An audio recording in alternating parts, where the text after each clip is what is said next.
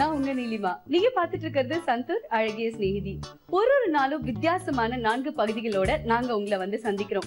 எல்லா பகுதிகளுமே ரொம்ப சுவாரஸ்யமாவும் உங்களுக்கு பிடிச்சதாகவுமே இருந்திருக்கும் நம்புறோம். வாங்க இன்னைக்கு நிகழ்ச்சியில என்னென்ன பகுதிகள் காத்துட்டு இருக்குன்னு பார்க்கலாம். ஹலோ வியூவர்ஸ், நம்ம இன்னைக்கு பார்க்க போற கிராஃப்ட் ஃப்ரிஞ்ச்ட் ஃப்ளவர்ஸ். வயதான பெண்கள், அதாவது 40, 45, ஈவன் 50 வயதான பெண்கள் கூட இந்த ட்ரீட்மெண்ட்டை வந்து வீட்டில் பண்ணிக்கிட்டிங்கன்னா உங்களுடைய அந்த ஃபேஸ் சாகினஸ் வந்து சீக்கிரம் வந்து நல்ல லிஃப்டிங் கொடுக்கும். நம்ம உடம்புக்கு ஏதாப்புல எப்படி ட்ரெஸ் பண்ணணும், என்ன கலர்ஸ் போடணும், என்ன அக்சசரிஸ் போடணும் அப்படின்னு பார்த்துக்கிட்டோன்னா நம்மளுக்கு ரொம்ப ஈஸியாக இருக்கும். இந்த அக்சசரிஸ் பார்த்தீங்கன்னா இந்த கலர் அழகாக இருக்கிறதுனால எல்லாருடைய பார்வையும் முகத்துல தான் இருக்கும். அதாவது ஒரு சாதாரண செய்யற ஒரு 8 மணி நேரம் வேலையை கூட நாம வந்து பிஸின்னு மாத்திக்கிறோம். அப்போ ரியலி பிஸினா என்ன? இன்னைக்கு வீட்டுக்கலை பகுதியில நமக்காக என்ன சுவாரஸ்யமான விஷயம் காத்துட்டு இருக்குன்னு பார்க்கலாமா?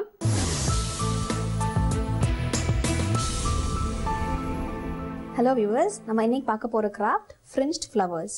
இந்த ஃப்ரிஞ்ச் ஃப்ளவர்ஸ் எப்படி பண்ணுறதுன்னு பார்த்தீங்கன்னா, கட்டிங் நம்ம எப்படி கொடுக்குறோமோ அதுக்கேற்ற மாதிரி ஃப்ளவர் வரும். ஸோ இப்போ அதுக்கு தேவையான பொருட்கள் பார்த்தீங்கன்னா கலர் பேப்பர்ஸ், தின்னாக இருக்கிற எனி கலர் பேப்பர் நம்ம எடுத்துக்கலாம், quilling needle, strips, scissors, glue, ribbon and glue. அப்புறம் உங்களுக்கு ஃப்ளவருக்கு ஸ்டெம்முக்கு தேவையான ஸ்டிக், எனி ஸ்டிக் நீங்கள் யூஸ் பண்ணிக்கலாம். உங்கள் வீட்டில் என்ன ஸ்டிக் இருக்கோ அது நீங்கள் எடுத்துக்கலாம்.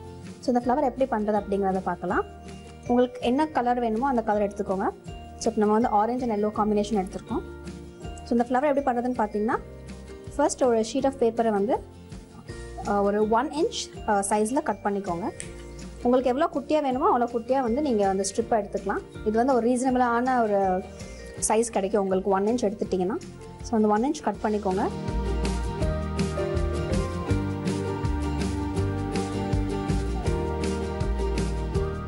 ஸோ இந்த ஒரு லாங் ஸ்ட்ரிப்பை வந்து ஃபோல்ட் பண்ணிக்கோங்க. திருப்பி இன்னொரு ஃபோல்ட்.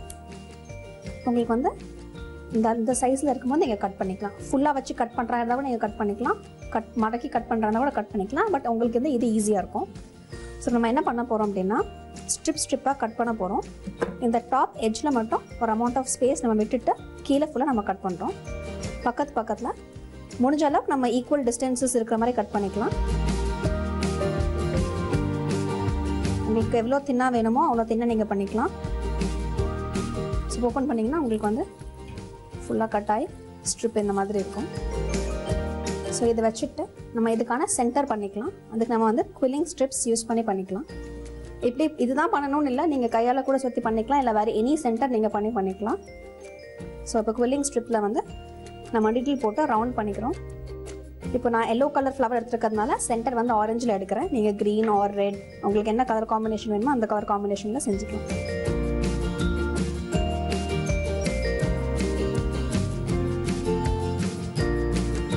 ஸோ இப்போ உங்களுக்கு இந்த மாதிரி ஒரு டைட் காயில் பண்ணிக்கோங்க. பண்ணிவிட்டு இதை எடுத்துகிட்டு இந்த இடத்துல க்ளூ போட்டுக்கோங்க ஃப்ளவரோட ஸ்டார்டிங் பாயிண்டில். இந்த ரவுண்டை வந்து இதில் வச்சு நம்ம சுற்ற போகணும். ஸோ நீங்கள் சுற்ற க்ளூ போட்டுக்கிட்டிங்கன்னா அது ஸ்டிஃபாக நிற்கும்.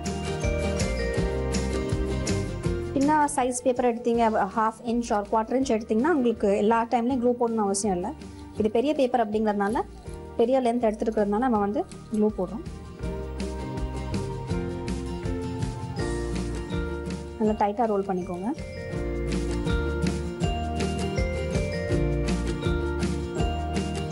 இந்த கலர் பேப்பரில் தான் பண்ணணும்னு இல்லை, நீங்கள் எதுனாலும் பண்ணிக்கலாம். கிரேப் பேப்பர் யூஸ் பண்ணிக்கலாம், origami paper, oil paper, any paper, news பேப்பரில் கூட நீங்கள் இந்த ஃப்ளவரை பண்ணிக்கலாம். ஸோ இதை இப்படி பண்ணதுக்கப்புறம் உங்களுக்கு பார்க்குறதுக்கு ஃப்ளவர் இந்த மாதிரி இருக்கும். இதை வந்து நம்ம ஓப்பன் பண்ணுறோம். ஓப்பன் பண்ணிங்கன்னா உங்களுக்கு வந்து ஃப்ளவர் இந்த மாதிரி கிடைக்கும். இந்த ஃப்ளவரை வந்து ஆஸ்டர்ஸ் அப்படின்னு சொல்லுவாங்க. இப்போ உங்களோட சிசர்ஸ் வச்சு கொஞ்சம் நீங்கள் இந்த மாதிரி பண்ணிங்கன்னா ஃப்ளவர் ட்விஸ்ட் ஆகும். அந்த சைட்ஸ் மட்டும் உங்களுக்கு கேர்ள் ஆன மாதிரி இருக்கும். உங்களுக்கு இது தேவைன்னா நீங்கள் பண்ணிக்கலாம், இல்லை உங்களுக்கு அப்படியே விடணும் அப்படின்னா கூட நீங்கள் விட்டுக்கலாம். ஸோ இப்போ இதோட ஸ்டெம்மை வந்து நான் க்ளூ கன் வச்சு அட்டாச் பண்ணுறேன். இந்த மாதிரி பார்பிக்யூ ஸ்டிக் இல்லைனா டூத் பிக், ப்ரூம் ஸ்டிக் எதை வச்சுனாலுமே நீங்கள் யூஸ் பண்ணிக்கலாம். ஹாஃபாக கட் பண்ணி பின்னாடி க்ளூ போட்டுக்கோங்க. இது இந்த இடத்துல நீங்கள் ஜஸ்ட் லைட்டாக உள்ளே இன்சர்ட் பண்ணீங்க அப்படின்னா உங்களோட ஸ்டெம் இந்த ஜாயின் ஆகிடும். நம்ம இப்போ க்ளூ கன் யூஸ் பண்ணுறோம் அப்படிங்கிறதுனால இன்ஸ்டண்ட்டாக அது ஸ்டிக் ஆகிடும், ப்ளஸ் நல்லா ஸ்ட்ராங்காகவும் இருக்கும். ஸோ பார்த்தீங்கன்னா நம்ம ஆல்ரெடி வந்து டிஃப்ரெண்ட் கலர்ஸில் செஞ்சு வச்சுருக்கோம். இந்த மாதிரி நீங்கள் நம்பர் ஆஃப் ஃப்ளவர்ஸ் செஞ்சு உங்கள் வீட்டில் வந்து நீங்கள் வேஸில் வச்சுக்கலாம், ஆர் இதை நீங்கள் வந்து பொக்கேவாக கூட பண்ணி கொடுக்கலாம். இல்லை நீங்கள் இதை குட்டியாக பண்ணிங்கன்னா ஒரு 1/4 இன்ச் பேப்பரில் பண்ணீங்க அப்படின்னா உங்களுக்கு இயரிங்காக கூட யூஸ் பண்ணிக்கலாம். க்ரீட்டிங் கார்டில் வச்சுக்கலாம், புக் மார்க், ரிட்டர்ன் கிஃப்ட் எதுலேயுமே வந்து நீங்கள் இதை யூஸ் பண்ணிக்கலாம். ஸோ இதை நம்ம வந்து பொக்கே மாதிரி அரேஞ்ச் பண்ணிக்கலாம். உங்களுக்கு எப்படி வேணுமோ அப்படி அரேஞ்ச் பண்ணிக்கோங்க. இந்த மாதிரி ஒரு ரிப்பன் எடுத்துகிட்டு ஃபர்ஸ்ட் நாட் போடும்போது நல்லா டைட்டாக போட்டுட்டிங்கன்னா அது உங்களுக்கு அந்த குச்சியை வந்து கரெக்டாக ஸ்டிஃபாக பொடிச்சிக்கும். அதுக்கப்புறம் நீங்கள் போ கட்டிக்கலாம். ஸோ இப்படி விட்டுறாதான் நீங்கள் விடலாம், இல்லை உங்களுக்கு போ கட்டணும் அப்படின்னா கூட நீங்கள் போ கட்டி அதை நீட்டாக பண்ணிடலாம். உங்களுக்கு ரூம் டெக்கராக வைக்க போகிறீங்க, நான் வேஸ்ட்டில் வைக்கணும் அப்படின்னு நினச்சிங்கன்னா நீங்கள் வந்து உங்களோட ரூமுக்கு ஏற்ற மாதிரி கலர் கான்செப்டில் நீங்கள் வந்து பண்ணிக்கலாம். Pink, purple or blue, red, உங்களுக்கு என்ன கலர் காம்பினேஷன் வேணுமோ நீங்கள் அந்த மாதிரி பண்ணிக்கலாம். இப்போ நீங்கள் இயரிங்காக பண்ணுறீங்க அப்படின்னா அதுக்கு பின்னாடி ஒரு ஸ்டட் அட்டாச் பண்ணிட்டீங்கன்னா நீங்கள் அதை இயரிங்காக கூட யூஸ் பண்ணிக்கலாம். என்ன நேரிலேயே நம்ம இன்றைக்கி செஞ்ச ஃப்ளவர் பொக்கே உங்களுக்கு பிடிச்சிருக்கும் நம்புறேன். நீங்களும் ட்ரை பண்ணி பாருங்கள். அடுத்த நிகழ்ச்சி இன்னொரு கிராஃப்டுடன் சந்திக்கிறேன். எனக்கு வீட்டுக்கலை பகுதியில நீங்க பார்த்த விஷயம் உங்க எல்லாருக்குமே ரொம்பவே பிடிச்சிருக்கும்னு நம்புறேன். இன்னைக்கு அழகும் ஆரோக்கியமும் பகுதியில நம்ம பார்க்க போறது ஃபேஸ் சாகிங். தோல் தளர்ச்சி அடையாம இருக்கிறதுக்கு என்ன பண்ணணும்னு சொல்றாங்க பாருங்க. வணக்கம் நேயர்களே, இந்த நிகழ்ச்சியில நம்ம பார்க்க போறது ஃபேஸ் சாகிங். அதாவது முகத்துல வந்து தோல் வந்து நல்ல தளர்ச்சி ஏற்படும். ஒரு 40 வயது ஆயிட்டோன்னு நம்மளுக்கு வந்து எல்லா பெண்களுக்கும் இது வந்து காமனாக வரக்கூடிய ஒரு பிரச்சனை. இந்த பிரச்சனையை வச்சு நம்ம வயதான பெண்கள், அதாவது 40, 45, ஈவன் 50 வயதான பெண்கள் கூட இந்த ட்ரீட்மெண்ட்டை வந்து வீட்டில் பண்ணிக்கிட்டிங்கன்னா உங்களுடைய அந்த ஃபேஸ் சாகினஸ் வந்து சீக்கிரம் வந்து நல்ல லிஃப்டிங் கொடுக்கும். ஸோ இதுக்கு வந்து தேவையான பொருட்கள் முல்தானி மட்டி, குளிர்ந்த பால். ஸோ இது வந்து 40 வயது இல்லை 45 வயது, ஈவன் 50 வயது நான் சொன்ன மாதிரி அவங்களும் இந்த செய்முறையை பண்ணிகிட்டே வந்தீங்கன்னா ரொம்ப சீக்கிரம் அந்த சாகினஸ் விழாமல் நல்ல டைட்டனிங்காக உங்கள் ஸ்கின்னு வந்து பளபளன்னு இருக்கும். ஸோ ஃபஸ்ட்டு வந்து நான் இந்த முல்தானி மட்டியை ஒரு ஸ்பூன் போட்டுக்கிறேன். அடுத்தது பால். ஸோ இந்த பால் வந்து ஒரு 2 ஸ்பூன் போட்டுக்கோங்க. ஸோ நல்லா டைட்னிங் கொடுக்கும் இது. ஸோ இந்த ரெண்டுத்தையும் மிக்ஸ் பண்ணிக்கலாம். ஸோ இந்த முல்தானி மட்டி, பால் ரெண்டுத்தையும் சேர்த்தாச்சு. ஸோ இந்த மாதிரி உங்களுக்கு வரும். ஸோ இதை வந்து நல்ல கழுத்து நல்ல மேல் நோக்கி நல்ல அழகாக ஒரு ஃபேஸ் ப்ரஷ் வச்சு நல்லா நீங்கள் வந்து அப்ளை பண்ணிக்கோங்க. ரொம்ப முக்கியமான ஒரு விஷயம், இந்த ஃபேஸ் பேக் போடும்போது நீங்கள் கவனிக்க வேண்டிய விஷயம் என்னென்னா, நீங்கள் இதை அப்ளை பண்ணும்போது உங்களுடைய கண்கள், அதாவது இமைகள், அப்புறம் நீங்கள் வந்து பண்ணும்போது ஒரு நல்ல ஒரு ஃபேஸ் பேண்டுன்னு கிடைக்கும் கடைகளில், நல்ல பியூட்டி ஷாப்ஸ்லலாம் கிடைக்கும். அதை வந்து நல்லா டைட்டனாக அந்த முடியெல்லாம் அந்த பேக்கில் விழாமல் இருக்கிறதுக்கு நல்லா அப்ளை பண்ணிவிட்டு அதை நல்லா டைட்டன் பண்ணிவிட்டு அதுக்கப்புறம் இதை வந்து நீங்கள் அப்ளை பண்ணுங்கள். ஏன்னா உங்களுக்கு வந்து அந்த முடியிலெல்லாம் பட்டுச்சுன்னா நல்ல டைட்னிங், அது வந்து ரொம்ப வீக்கான முடியாக இருந்துச்சுன்னா சீக்கிரம் வந்து முடிங்கள்லாம் கொட்ட ஆரம்பிச்சிடும். ஸோ அதனால் முடிங்களை மட்டும் ரொம்ப கான்சென்ட்ரேட் பண்ணி அதில் படாமல் நல்லா பேக் போட்டுக்கோங்க. ஸோ இந்த செய்முறையை நீங்கள் தொடர்ந்து பண்ணிக்கிட்டே வந்தீங்கன்னா நீங்களும் இளமையாக இருக்கலாம். நன்றி, வணக்கம். என்னங்க, தோல் தளர்ச்சி அடையாம இருக்கணும்னா என்னெல்லாம் பண்ணணும்னு சொன்ன டிப்ஸ் உங்க எல்லாருக்குமே ரொம்ப யூஸ்ஃபுல்லா இருந்திருக்கும் நம்புறேன். வாங்க அடுத்த பகுதிக்கு போலாம். இன்னைக்கு ஃபேஷன் உலகம் பகுதியில நமக்காக என்ன இன்ட்ரெஸ்டிங்கான விஷயம் காத்துட்டு இருக்குன்னு இப்ப பார்க்கலாம். வணக்கம் நேர்களே, இன்னைக்கு இந்த செக்மெண்ட்ல நம்ம பார்க்க போறது different types of body shapes பத்தி பார்க்க போறோம். எல்லா லேடிஸ்க்கும் ஒரே கவலை என்னன்னா, ரொம்ப குண்டா இருக்கும் இல்லைன்னா ரொம்ப ஒல்லியா இருக்கும் அப்படின்னு ரொம்ப கவலை இருக்கும். ஆனா இந்தியால வந்து 6 விதமான ஷேப்ஸ் மட்டும்தான் இருக்கு. நம்ம என்னென்ன ஷேப்ஸ்ன்னு ஃபர்ஸ்ட் பார்த்துட்டோம்னா, நம்ம உடம்புக்கு ஏத்தாப்புல எப்படி ட்ரெஸ் பண்ணணும், என்ன கலர்ஸ் போடணும், என்ன அக்சசரிஸ் போடணும் அப்படின்னு பார்த்துக்கிட்டோம்னா நம்மளுக்கு ரொம்ப ஈஸியாக இருக்கும். 6 விதமான ஷேப்ஸ் இப்போ நம்ம பார்க்கலாம். இதுதான் ட்ரையாங்கிள் ஷேப், இது இன்வெர்டட் ட்ரையாங்கிள் ஷேப், இது ரெக்டாங்கிள், இதுதான் ஆர் கிளாஸ், இதுதான் ஐடல் ஷேப்னுவாங்க, டைமண்ட் ஷேப், ரவுண்டட் ஷேப். இந்த 3 ஷேப்ஸும் இந்த 2 ஷேப்ஸும் நம்ம இந்த ஐடல் ஃபிகர் இல்லைன்னா பர்ஃபெக்ட் ஃபிகர் கொண்டு வரணும். இந்த மாதிரி பர்ஃபெக்ட் ஃபிகர் கொண்டு வரக்கு என்ன மெட்டீரியல் யூஸ் பண்ணணும், என்ன கலர் யூஸ் பண்ணணும், என்ன அக்சசரிஸ் யூஸ் பண்ணணும், அதை பற்றி தான் நம்ம இந்த செக்மெண்ட்டில் பார்க்க போகிறோம். ஃபஸ்ட்டு ட்ரையாங்கிள் ஷேப் எப்படி இருப்பாங்கன்னு நம்ம கண்டுபிடிக்கணும். நம்மளோட ஷோல்டர் லெவல் எடுத்துக்கணும் ஒரு டேப் எடுத்து. அதே மாதிரி நம்ம வித் ஆஃப் த ஹிப் எடுத்துக்கணும். அதுக்கப்புறம் நம்ம ஸ்கேல் வச்சு இப்படி சைடில் வச்சு பார்க்கலாம். ஒன்று நீங்களே பார்க்கலாம், இல்லை வேற ஆள் வச்சு ப்ரெஸ் பண்ணி பாருங்க. இப்படி பார்க்கும்போது ஸ்கேல் ஸ்ட்ரெயிட்டாக இருந்துச்சுன்னா அது வந்து ஐடியல் ஃபிகர். கொஞ்சம் வெளியே இருந்ததுன்னா அது இப்படி ஸ்லாண்டிங்காக வெளியே இருந்ததுன்னா அது வந்து ட்ரையாங்கிள் ஃபிகர். இல்லைன்னா ஒன்று ஈஸி மெத்தட் என்னென்னா, நம்ம வித்து எடுத்துருக்கோம்ல டேப்பில், ஷோல்டர் லெவலோட ஹிப் லெவல் அதிகமாக இருந்தாலே அது ட்ரையாங்கிள் ஷேப்புன்னு அர்த்தம். இப்போ ட்ரையாங்கிள் ஷேப்பு நம்ம தெரிஞ்ச அப்புறம் என்ன மாதிரி மெட்டீரியல் செலக்ட் பண்ணணும்னு ஃபஸ்ட்டு சொல்கிறேன். இன்னும் ஈஸியான மெத்தட் எப்படி கண்டுபிடிக்கணுன்றது, இந்த டேப்பில் நம்ம மெஷின் எடுத்தோம்ல, இந்த ஷோல்டர் லெவலும் ஹிப் லெவலும், அப்போது வந்து ஷோல்டர் லெவலோட ஹிப் லெவல் பெருசாக இருந்ததுனாலே அது ட்ரையாங்கிள் ஷேப்னு அர்த்தம். இப்போ ட்ரையாங்கிள் ஃபிகருக்கு உதாரணத்துக்கு ஒரு ஃபோட்டோ காமிக்கிறேன். இவங்க தான் ட்ரையாங்கிள் ஃபிகர். பாருங்க அவங்களோட ஹிப் சைஸ் எவ்வளோ பெருசாக இருக்குது ஷோல்டரோட. இதே லேடி தான் நம்ம நல்லா ட்ரெஸ் பண்ண அப்புறம் இந்த மாதிரி இருக்காங்க. இவங்க எக்ஸசைஸ் பண்ணி அப்படிலாம் மெய்யவே இல்லை. இவங்க இது வந்து நம்ம ட்ரெஸ் மூலியமாகவே இந்த ஐடியல் ஃபிகரை நம்ம ஆக்கியிருக்கோம். இதுதான் ட்ரையாங்கிள் ஃபிகர், இவங்க தான் அது. இதுதான் ஐடியல் ஃபிகர் ஷேப்பு. இந்த ஃபிகர் ஷேப்புக்கு நம்ம இவங்களை கொண்டு வந்திருக்கோம். இப்போ நம்ம எப்படி இந்த மாதிரி மெட்டீரியல் கொண்டு வந்து இந்த மாதிரி மாற்றலான்னு பற்றி தான் இப்போ நம்ம செக்மெண்ட்டில் பேச போகிறோம். நான் ஒரு போர்டு எடுத்து ட்ரையாங்கிள் ஷேப்பை எடுத்து எப்படி வந்து கொஞ்சம் நம்ம ஆல்ட்ரேஷன் பண்ணி நம்ம ஐடியல் ஃபிகர் கொண்டு வரணும்னு உங்களுக்கு காமிக்கிறேன். இதுதான் ட்ரையாங்கிள் ஷேப். இது நம்ம மேலே ஷோல்டர், இது ஹிப் லெவல். இப்போ நம்ம ஷோல்டர் வந்து குறுகி இருக்கு. இந்த ஷோல்டரை நம்ம பெருசு பண்ணணும். இங்கே ஹிப்பை நம்ம கொஞ்சம் சின்னது பண்ணணும். இதுதான் டெக்னிக். அடுத்தது வந்து நம்ம அட்டென்ஷன் ஃபுல்லாகவே ஃபேஸ்க்கு தான் கொண்டு போகணும். அதனால எப்போவுமே ஏரோ வந்து மேலே இருக்கணும்.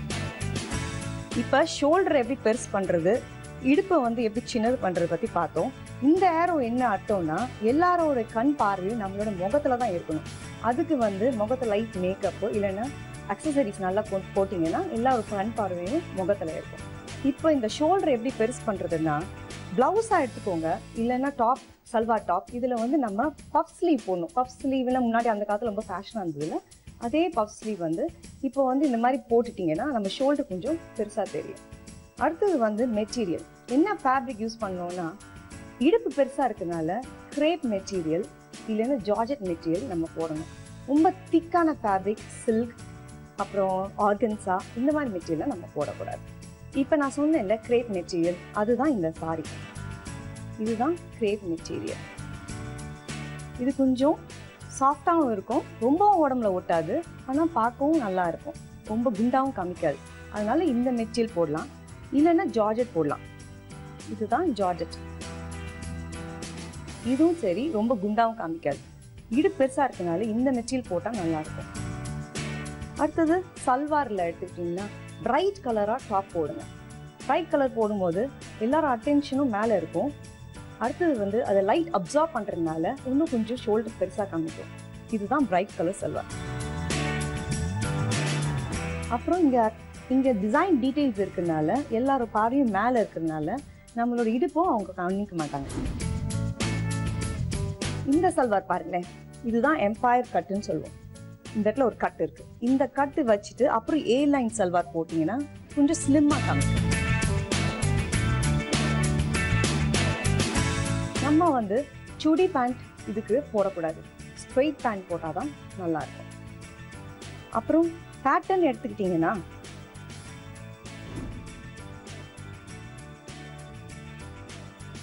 இதுதான் பேட்டர்ன் சொல்லுவாங்க. ரொம்ப சின்னதாக பேட்டர்ன் இருக்கலாம், இல்லைன்னா மீடியம் சைஸ் பேட்டர்ன் போடலாம். ஃபிட்டிங்கும் ஸ்ட்ரெயிட்டாக இருக்கணும். இப்படி போடுறதுனால கொஞ்சம் ஸ்லிம்மாகவும் காமிக்கும், நம்ம வந்து ஐடியல் ஷேப் மாதிரி காமிக்கும். ஹெம் லைன் வந்து எவ்வளோ தூரம்னு பார்க்கலாம். இதுதான் ஹெம் லைன், எங்கே முடியுதோ இதுதான் ஹெம் லைன் சொல்லுவாங்க. ஷார்ட்டாக இருக்கவங்க ஹெம் லைன் வந்து நீ லெவலில் தான் இருக்கணும், டாலாக இருக்கவங்க கொஞ்சம் இறக்கமாக போடலாம். இப்போ நம்ம சாரி பார்த்தோம், சல்வார் பார்த்தோம், என்ன கலர்ஸ் போடலாம், என்ன மெட்டீரியல்ஸ்ன்னு பார்த்தோம். இதெல்லாம் முடிச்ச அப்புறம் கடைசியாக வந்து பார்க்க வேண்டியது முகம். முகத்துக்கு அழகாக ஒரு மேக்கப் பண்ணிவிட்டு அப்புறம் அக்சசரிஸ் போட்டிங்கன்னா ஒரு ஃபுல் ஃபினிஷ் கிடைக்கும். அக்சசரிஸ் பற்றி பார்க்கும்போது இதுதான் அக்சசரி நெக்லஸ். இந்த அக்சசரிஸ் பார்த்தீங்கன்னா இந்த கலர் அழகாக இருக்கிறதுனால எல்லாருடைய பார்வையும் முகத்தில் தான் இருக்கும், நம்மளோட இடுப்பகுதியில் வராது. இதுதான் ரோ செயின். இந்த ரோ செயின் போட்டிங்கன்னா சாரிக்கு ரொம்ப அழகாக இருக்கும். இதுக்கு மேட்சிங்காக இந்த மாதிரி கோல்ட் கலர் பிரேஸ்லெட் போட்டுக்கலாம். இந்த செயினுக்கு இந்த பிரேஸ்லெட் மேட்சிங்காக இருக்கும். அடுத்தது இப்போ நான் போட்டிருக்க மாதிரி இயரிங் போட்டிங்கன்னா மேட்சிங்காக இருக்கும். என்ன நேர்களே, இந்த நிகழ்ச்சியில் ட்ரையாங்கிள் ஷேப் இருக்கவங்க எப்படி ஐடல் ஷேப்புக்கு என்ன மாதிரி ட்ரெஸ் பண்ணணும், என்ன மெட்டீரியல், கலர், அப்புறம் மேக்கப், அக்சசரிஸ் பற்றி பார்த்தோம். அடுத்த நிகழ்ச்சியில் வேற ஒரு பாடி ஷேப் பற்றி நம்ம பார்க்கலாம். என்னங்க, ஃபேஷன் உலகம் பகுதியில் நீங்க பார்த்த விஷயம் உங்களுக்கு ரொம்பவே பிடிச்சிருக்கும்னு நம்புறேன். வாங்க அடுத்த பகுதிக்கு போலாம். இன்னைக்கு புதுமை பெண் பகுதியில சுமதி ஸ்ரீனிவாஸ் நம்ம கிட்ட பேச போற விஷயம் பிஸி. யார கேட்டாலும் நான் ரொம்ப பிஸி அப்படின்னு சொல்றோம் இல்லையா? தொழில்ல பிஸியா இருக்கிறது எப்படி, அதை எப்படி ஹேண்டில் பண்ணோங்கிறத பத்தி சுமதி ஸ்ரீனிவாஸ் என்ன சொல்றாங்கன்னு இப்ப பாருங்க. வணக்கம் நேயர்களே. இன்னைக்கு நம்ம பேச போற டாபிக் வந்து பிஸி.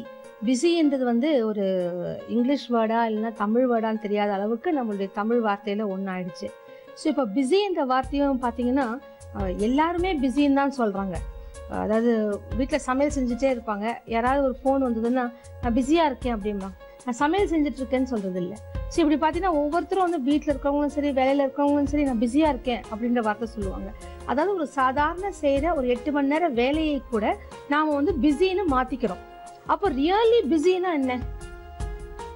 மிகைப்படுத்தப்பட்ட வேலை தான் உங்களுக்கு பிஸி ஆக்சுவலி ஸ்பீக்கிங். அப்படி பார்க்கும்போது சமைச்சா பிஸி, வெளியில கடைக்கு போனா பிஸி, பசங்களை ஸ்கூல்ல போய் விட்டா பிஸி அப்படின்னு நார்மல் ரொட்டீனா பிஸி ஆகும்.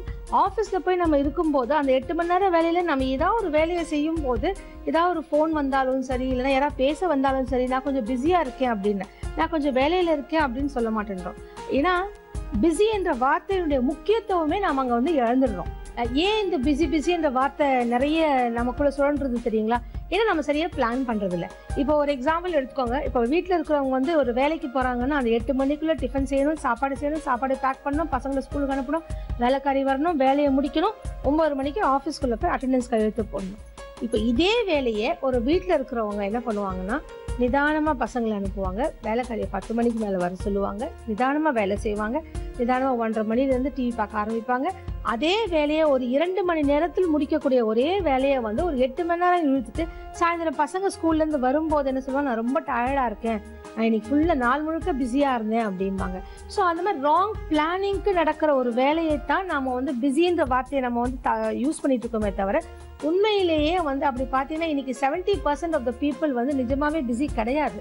இது வந்து தானே வந்து கொஸ்டின் மார்க் போட்டுக்கணும். இப்போ வியாபாரத்துக்கு போகிறோம் அப்படின்னும் போது யாராவது ஃபோன் பண்ணாங்கன்னா நான் ரொம்ப பிஸியாக இருக்கேன்பாங்க. அந்த ஒரு 2 நிமிஷம் பேசுறதுக்கு டைம் கிடைக்காதுன்றது கிடையாது. ப்ரையாரிட்டி தான் வெரி இம்பார்ட்டன்ட். எங்கே நமக்கு ப்ரையாரிட்டி, எங்கே நமக்கு முன்னுரிமை கொடுக்குறோமோ அங்கே கண்டிப்பாக நம்மளுடைய வேலை எல்லாத்தையுமே நம்ம செஞ்சிடறோம். நைட் 12 மணிக்கு ஒரு ஆள் நம்ம வியாபாரம் கொடுக்குறாருன்னு நம்ம போகிறது இல்லையா?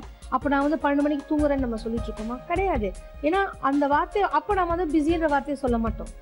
ஸோ அதாவது அழகான சில வார்த்தைகள் நம்மளோட தமிழில் இருக்குது. அது இருக்கும்போது அதை வந்து நாம் வந்து மிகைப்படுத்தி திருப்பி நம்மளே நாம் வந்து இழந்துடுறோம். அதாவது ஒரு வியாபாரத்துக்கு வந்துட்டோன்னா கண்டிப்பாக நாம் வந்து நம்மளுடைய வேலைகளை செஞ்சு தான் ஆகணும். அதை செய்யறதுக்குரிய டைம் சில சமயம் வந்து குறுகி இருக்கும், சில சமயம் வந்து நெருகி இருக்கும். பரவாயில்ல, உலகத்தில் இருக்க எல்லாருமே தான் ஒரு வேலையை செஞ்சுட்டு இருக்காங்க. ஸோ எல்லாருமே பிஸியாக தான் இருக்காங்க. ஆனால் உண்மையிலேயே 24 மணி நேரத்தையும் ஒழுங்காக பிளான் பண்ணி செய்கிறவங்க எந்த வேலை வந்தாலும் சரி பிஸின்னு சொல்லிட்டு ஒத்தி போட மாட்டாங்க. அந்த பல வேலைகளை இதையும் ஒன்றா எடுத்துக்கிட்டு இந்த வேலையும் திறம்பட செஞ்சு வெற்றியை நிறைய காண்பாங்க. அப்படிதான் நாம வந்து நிறைய அச்சீவர்ஸ் இப்போ நம்ம பார்க்குறோம். எப்படி அவங்களுக்கு மாத்திரம் சாத்தியமா நம்ம நினைக்கிறோம் இல்லைங்களா? அது ஏன் சாத்தியமாகுதுன்னா அவங்க மனசுக்குள்ள வந்து தான் செய்கிற வேலை எல்லாமே வந்து ஜஸ்ட் லைக் தட் எடுத்துட்டு போறாங்க. அதை வந்து ஒரு மிகைப்படுத்தியோ தான் ஒரு ப்ரெஷர்லையோ ஒரு ஸ்ட்ரெஸ்லையோ தான் செய்கிற மாதிரி ஒரு எண்ணத்தோட இல்லை. ஸோ அந்த மாதிரி நாம் நம்மளுடைய மனப்போக்கை நம்ம மாற்றிட்டோன்னா கண்டிப்பாக நிறைய வெற்றிகளை நம்ம காணலாம். என்னங்க, பிஸியா இருக்கிறத பத்தி சுமதி ஸ்ரீனிவாஸ் சொன்ன விஷயம் உங்க எல்லாருக்குமே ரொம்பவே பயனுள்ளதா இருந்திருக்கும்னு நம்புறேன். நீங்களும் இந்த நிகழ்ச்சியில பங்கு பெறணும்னா ஸ்கிரீன்ல வர நம்பரை கான்டாக்ட் பண்ணுங்க. மீண்டும் இதே சந்தூர் அழகிய ஸ்நேகிதி நிகழ்ச்சியில நான் உங்களை சந்திக்கிறேன். Until then, it's Neelima signing off. Bye bye.